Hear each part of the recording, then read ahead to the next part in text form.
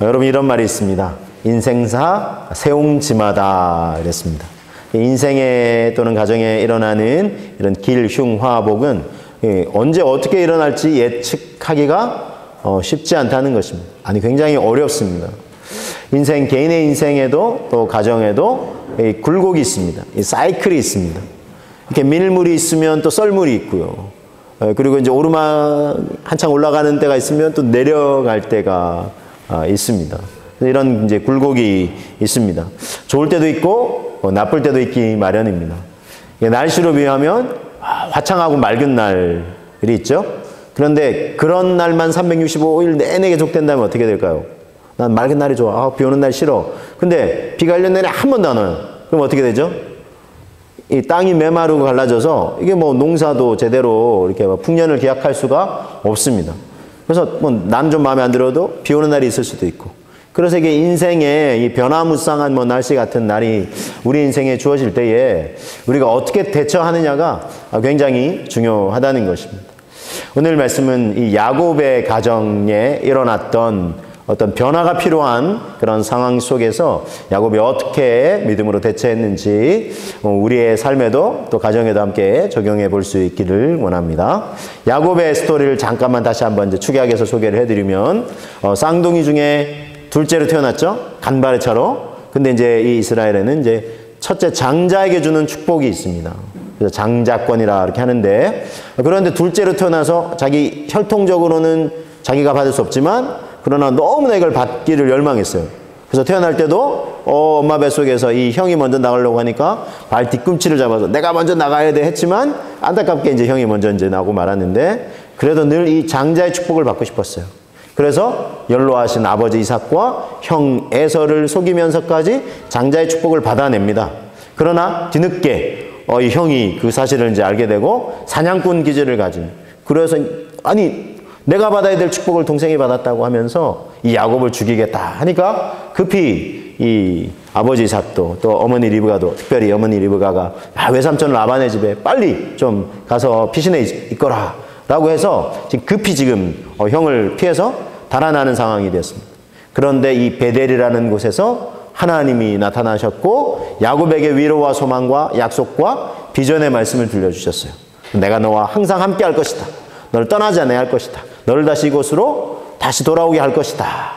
내가 너를 번성하게 하리라, 복주리라 하시면서 하나님의 위로와 약속, 소망을 경험합니다. 그리고는 외삼촌 라반의 집에 갔죠. 그곳에서 사랑하는 여인 라헬을 만나게 되고, 그래서 외삼촌 집에서 양떼를 치면서도 너무나 기쁘게 하루하루를 보내요.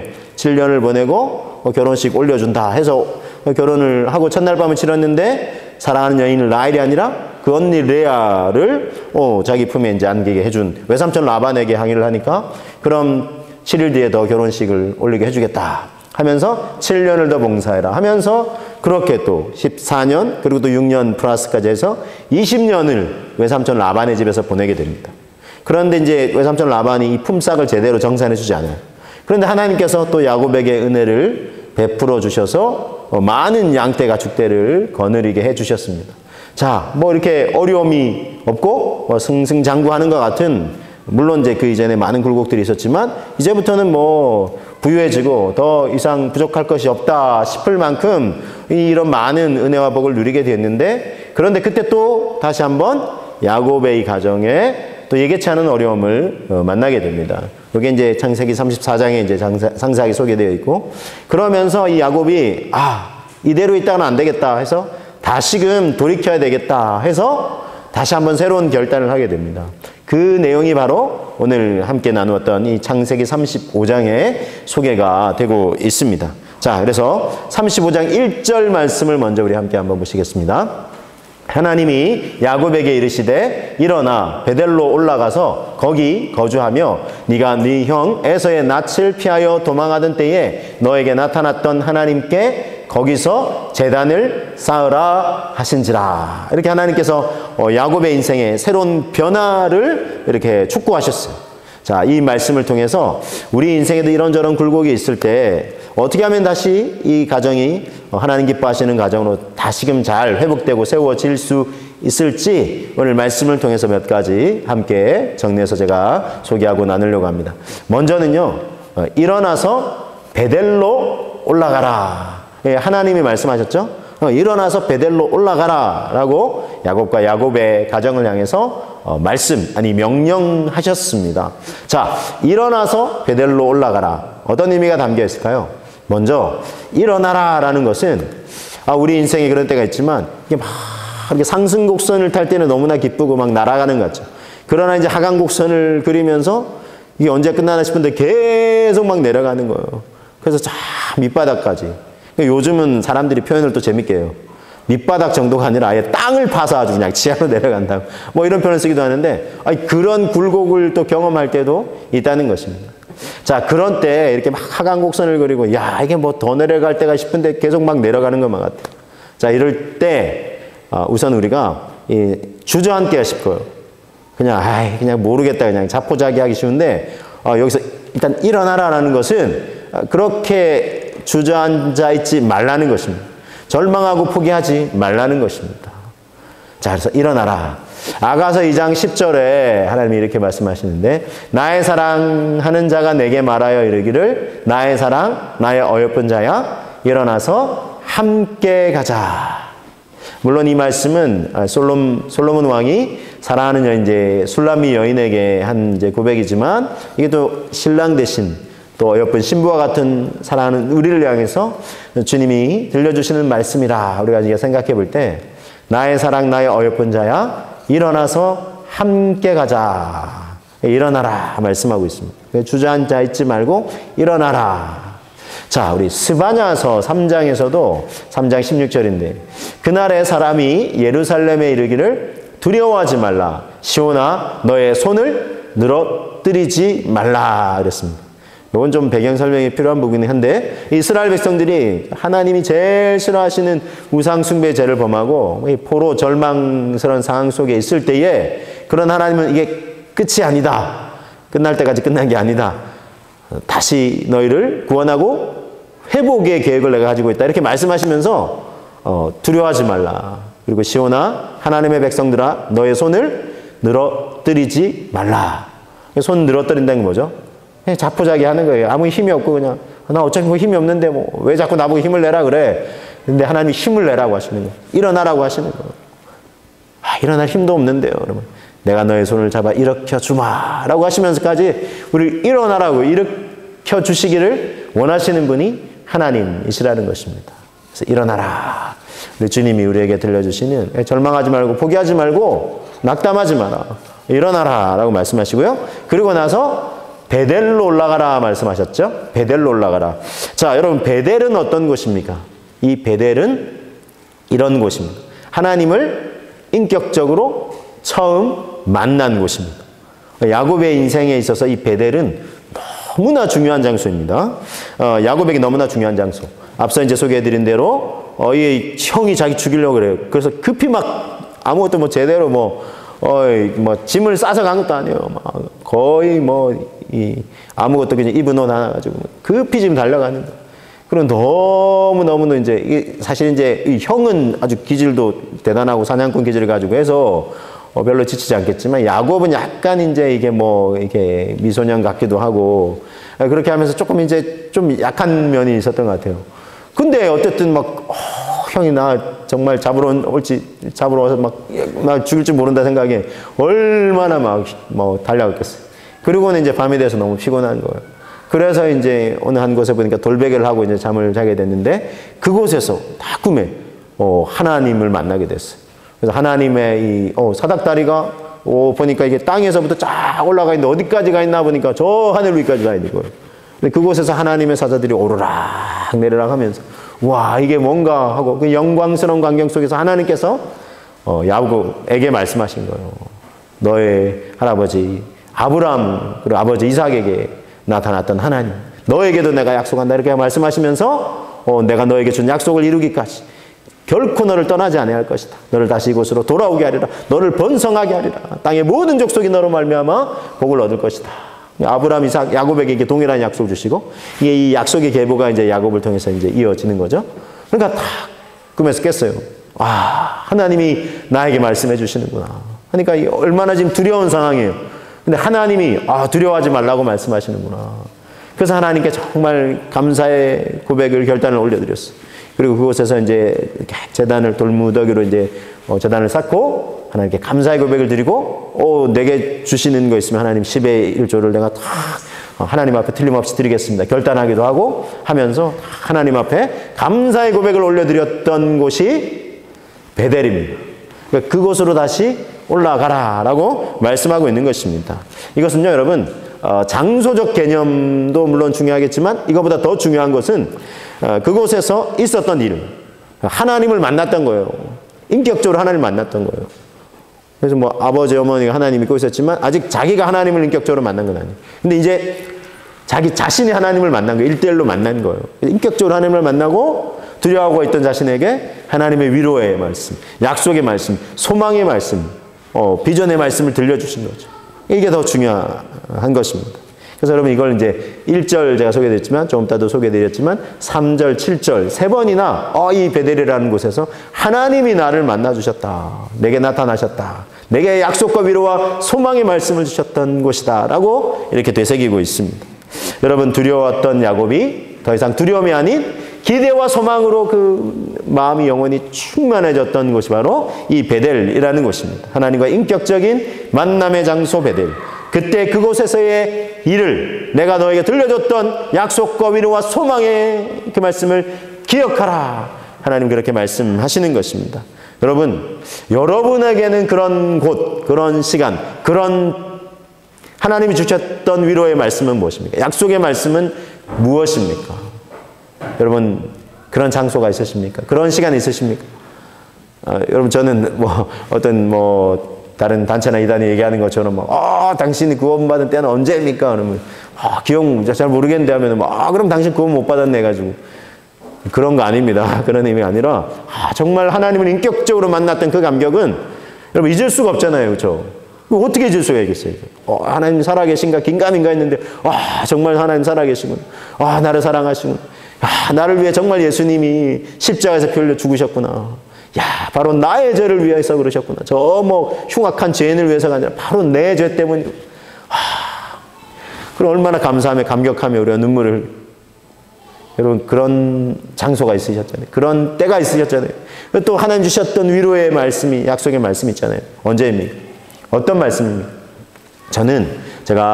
저도 인격적으로 처음 이제 주님을 만나고 어릴 때 막 친구들하고 막 이렇게 연례 행사로 1년에 한 2번, 성탄절, 부활절, 이게 교회 다녔던 때, 먹을 거 주니까, 다녔던 데 말고, 제가 정말 고3 때, 저를 정말, 이렇게 신앙의 길로 이렇게 안내해준 정말 귀한 친구가 있어요.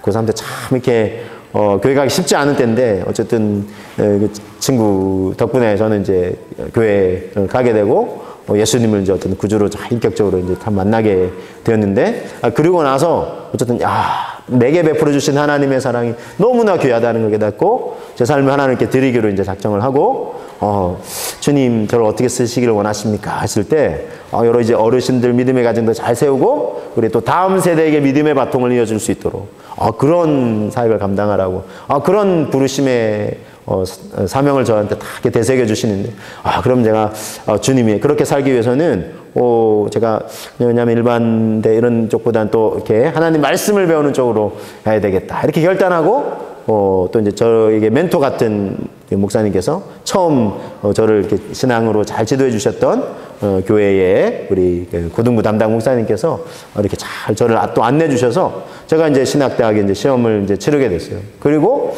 합격을 하게 됐는데 근데 조금 저한테는 막막함이 있었어요. 뭐가 있었냐면 일단은 등록할 돈이 저한테 없었어요.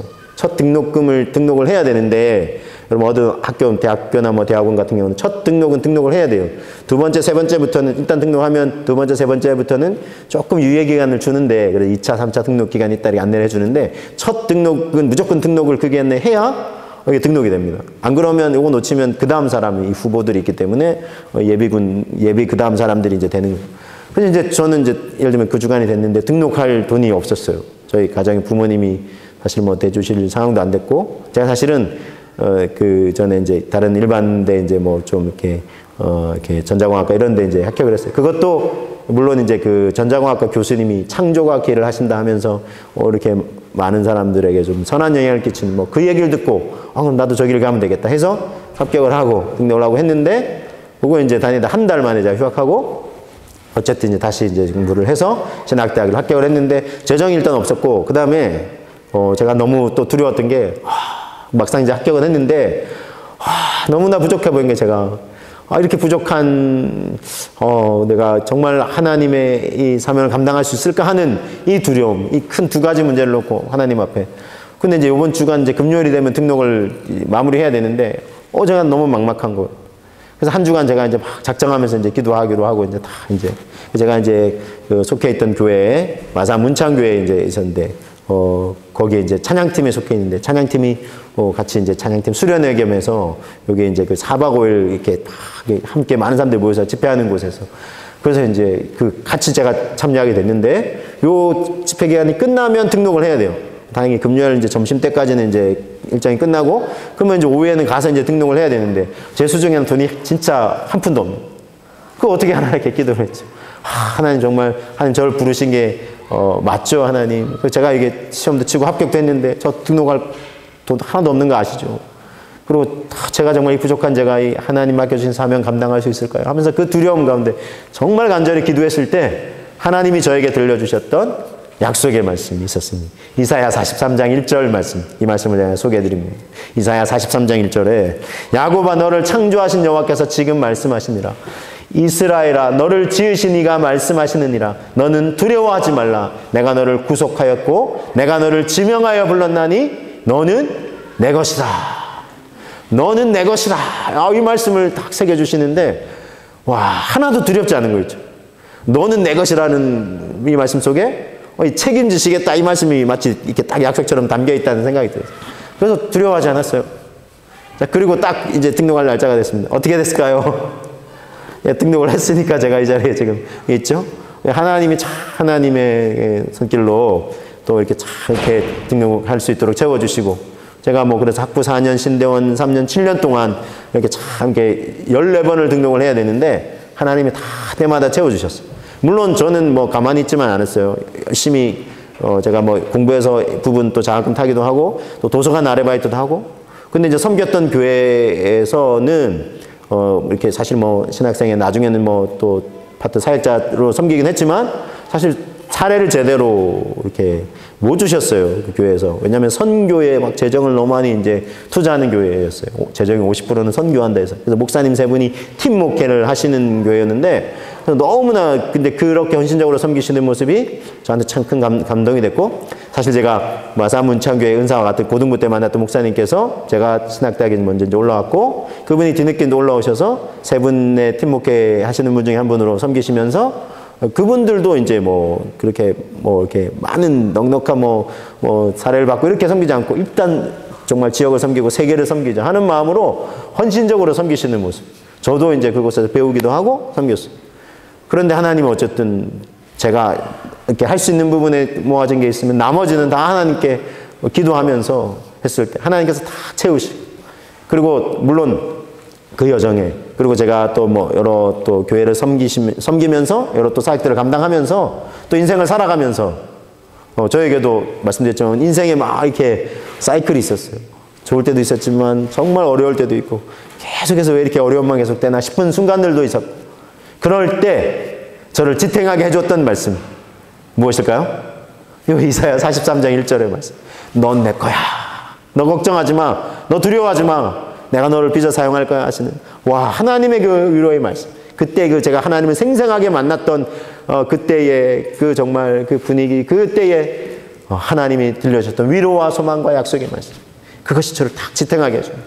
그래서 이게 중요해요. 마치 저에게는 이 베델과 같은 여러분에게도 그런 순간이 있지 않으셨습니까? 하나님이 들려주신 위로와 약속의 말씀 있지 않으십니까?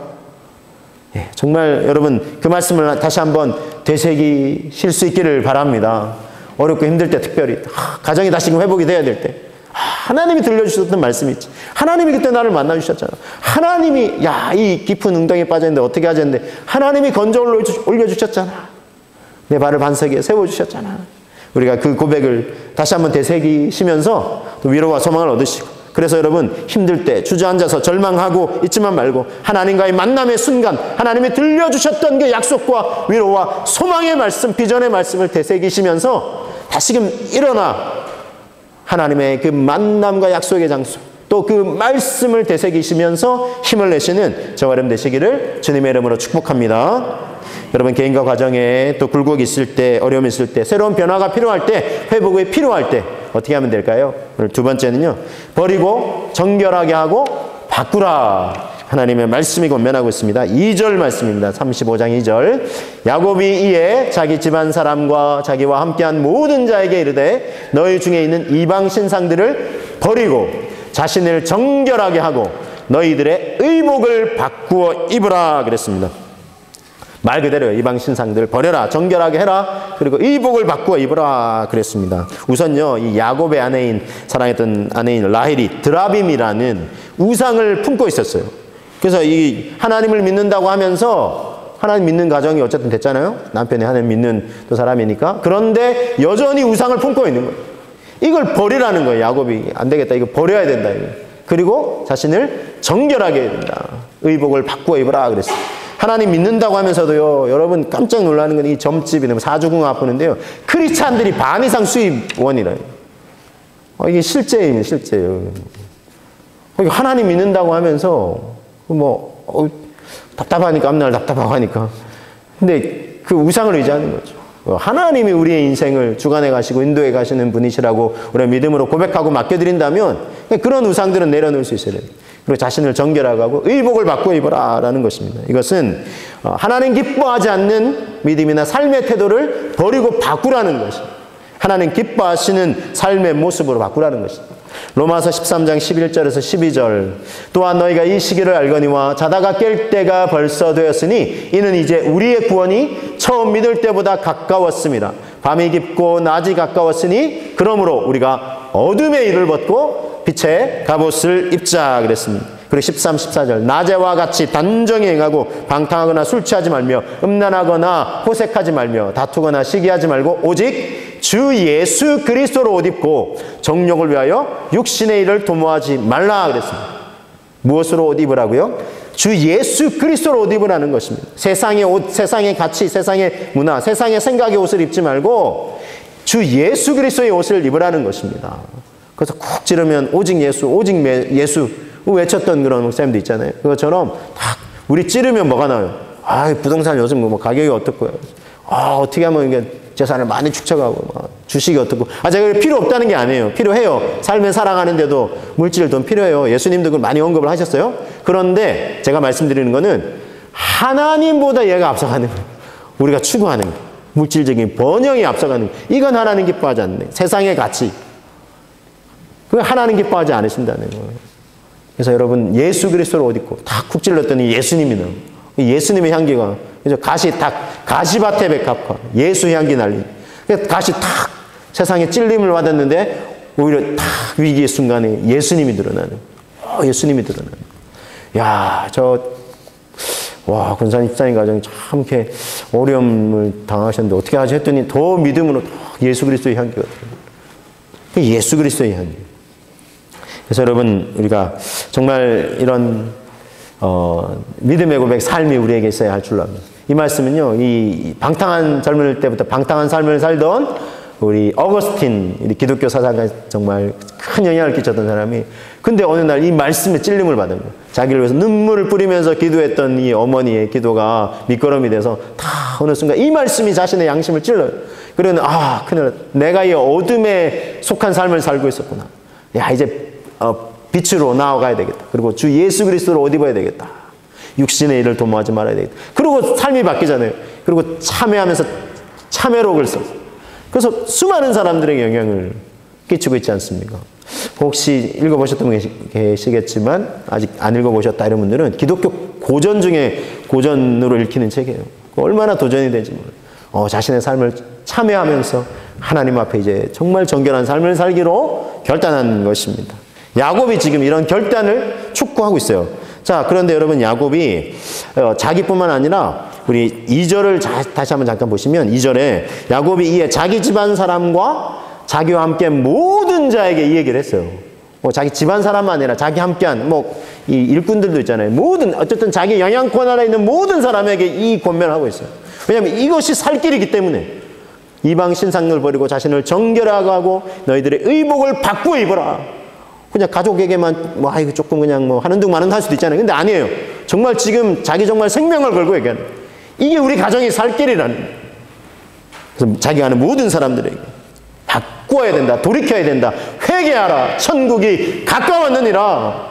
이 예수님의 첫 메시지이기도 하고 이 세례 요한의 메시지이기도 하고 회개하고 돌이키라는 거예요. 천국이 가까웠기 때문에 구원이 가까웠기 때문에 돌이켜야 한다는 것입니다.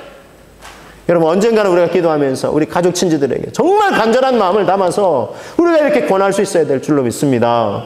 그냥 그래야 돌이키고 구원을 얻을 수 있기 때문에 하나님의 온전한 백성이 될 수 있었기 때문에 그래서 여러분 우리가 아는 사람들에게 이런 정말 사랑을 담은 권면을 하실 수 있기를 주님의 이름으로 축복합니다.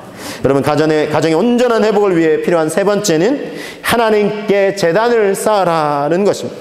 우리 1절을 다시 한번 봅니다. 35장 1절 하나님이 야곱에게 이르시되 일어나 베델로 올라가서 거기 거주하며 네가 너 형 에서의 낯을 피하여 도망하던 때에 너에게 나타났던 하나님께 거기서 제단을 쌓아라 라고 말씀을 하셨죠. 3절을 보면 하나님이 말씀하셨는데 야곱이 이렇게 화답을 합니다. 우리가 일어나 베델로 올라가자. 내 환난 날에 내게 응답하시며 내가 가는 길에서 나와 함께 하신 하나님께 내가 거기서 제단을 쌓으려 하노라. 하나님 말씀에 순종해요 야곱이. 그래서 하나님께 제단을 쌓는다는 것은 하나님께 예배드리며 감사의 고백. 여기까지 인도해 주셔서 감사해요. 그런데 지금 새로운 결단이 필요해요. 새롭게 하나님께 다시 한번 결단을 올려드리겠습니다. 내가 돌아보니 하나님께 온전한 예배의 제사를 드리지 못했습니다 라고 지금 야곱이 고백하는 것입니다. 그래서 하나님께서 깨우쳐 주시자 이거 화답하는 것입니다. 35장 4절을 보세요. 자, 그래서 가족들도 함께 화답을 해요. 그들이 자기 손에 있는 모든 이방 신상들과 자기 귀에 있는 귀고리들을 야곱에게 주는지 야곱이 그것들을 세겜 근처 상수리 나무 아래에 묻고 왜 줬어요 이거? 야 이쁜 거 더 이렇게 녹여서 만들자. 이게 아니잖아요. 이게 우상이다 이거 하나님보다 우리가 더 의지했다 이거. 우리가 이 번영을 하나님보다 더 추구했다. 우리가 이렇게 잘 먹고 잘 살게 되니까 예배 소홀히 여기고 그냥 대충 드리고 말고 이래서 안 된다 하고 그 모든 걸 내려놓겠다라고 결단을 한 것입니다. 자, 그랬더니 하나님이 이 발걸음에 이 귀한 섬김에 함께 해주셨어요. 35장 5절 그들이 떠났으나 하나님이 그 사면 고울들로 크게 두려워하게 하셨으므로 야곱의 아들들을 추격하는 자가 없었더라 그랬어요. 하나님이 이렇게 지켜주시고 보여주세요. 이 하나님의 지키심과 돌보심의 여정 속에 베델에 더 가까이 나아갑니다. 그리고 6절 7절을 한번 보겠습니다. 야곱과 그와 함께한 모든 사람이 가나안 땅 루스 곧 베델에 이르고 그가 거기서 제단을 쌓죠. 그리고 그것을 엘 베델이라 베델의 하나님이다 라고 불렀으니 이는 그의 형의 낯을 피할 때에 하나님이 거기서 그에게 나타나셨다. 반복해서 말씀하고 있죠. 거기서 하나님을 만났던 그 장소 베델 가서 제단을 쌓습니다. 자, 이런 믿음의 결단 후에 하나님이 어떻게 해주셨을까요? 야곱의 가정을 하나님이 어떻게 해주셨는지 우리 말씀을 통해서 확인합니다. 9절부터 한번 보시겠습니다. 9절 야곱이 밧단 아람에서 돌아오매 하나님이 다시 야곱에게 나타나사 그에게 복을 주셨어요. 복을 주시기 시작하셨어요. 시작이에요. 시작. 10절 하나님이 그에게 이르시되 너의 이름이 야곱이지만은 너의 이름을 다시는 야곱이라 부르지 않겠고 이스라엘이 너의 이름이 되리라 하시고 그가 그의 이름을 이스라엘이라 부르셨어요. 이스라엘 한 개인의 이름 아니죠? 이 이스라엘 민족 전체 이름이잖아요. 하나님이 이 야곱 때부터 이 이름으로 더 이상 야곱이 아니야. 속이는 자, 사기꾼 아니야. 하나님과 겨루어 이긴 자야. 라고 이 야복 나루 강가에서 정말 하나님과 씨름해서 정말 하나님이 붙여주신 이름, 바꿔주신 이름 이스라엘로 다시 한번 하나님께서 호칭을 확실하게 딱 이렇게 제정해 주십니다. 너 이제 야곱 아니야. 이스라엘이야. 라고 이름을 붙여주시고 11절 하나님이 그에게 이르시되 나는 전능한 하나님이라 생육하며 번성하라 한 백성과 백성들의 총회가 너에게서 나오고 왕들이 너의 허리에서 나오리라 그랬어요. 많은 민족의 조상이 될 것이다. 믿음의 백성들의 조상이 될 것이다. 하나님 말씀해 주셨어요. 여러분 가정이 어려움을 만났을 때에 다시 하나님을 찾고 격려하려는 자에게 하나님은 복을 주신다는 것입니다. 자, 시편 28편 1절 2절. 여호와를 경외하며 그의 길을 걷는 자마다 복이 있도다. 어떤 자가요? 하나님을 경외하고 그의 길을 걷겠다고 하는 자마다 복이 있겠다. 네가 네 손이 수고한 대로 먹을 것이라. 네가 복되고 형통하리로라. 자, 3절 4절도 보겠습니다. 너의 집 안방에 있는 너의 아내는 결실한 포도나무 같으며 너의 식탁에 둘러앉은 자식들은 어린 감람나무 같으리로다. 여호와를 경외하는 자는 이같이 복을 얻으리로다. 제가 배우자 놓고 기도하고 저희 또 아내 만남 여정 가운데 하나님 인도하심 있습니까? 맞습니까? 기도했을 때 사실은 약속의 말씀으로 들려주셨던 말씀. 하나님을 경외하는 자에게 이런 가정이 되는 복을 주시겠다 약속하셨고 5절 6절 끝으로 5절 6절도 보겠습니다. 여호와께서 시온에서 너에게 복을 주실지어다. 너는 평생의 예루살렘의 번영을 보며 너의 자식의 자식을 볼지어다. 이스라엘에게 평강이 있을지로다. 여러분, 이처럼 하나님을 경외하는 자들이 누리는 복, 어떻게 하면 우리도 누릴 수 있는지 오늘 말씀을 다시 한번 정리해 드립니다. 자, 정리해 드립니다. 세 가지로. 일어나서 베델로 올라가라 말씀하셨죠. 하나님을 만났던 장소, 또 들려주셨던 약속의 말씀을 기억하고 되새기라는 것. 그리고 버리고, 우상을 버리고 정결케 하고 의복을 바꾸어 입어라. 하나님이 기뻐하시는 삶으로, 예수 그리스도로 옷 입는 삶으로 바꾸라는 것입니다. 그리고 하나님께 제단을 쌓아라. 하나님께 감사의 고백, 결단의 고백을 다시금 올려드리심을 통해 가정의 참된 회복을 누리시고 하나님을 경외하는 자에게 주시는 복을 풍성히 누리시는 저와 여러분 다 되시기를 주님의 이름으로 축복합니다.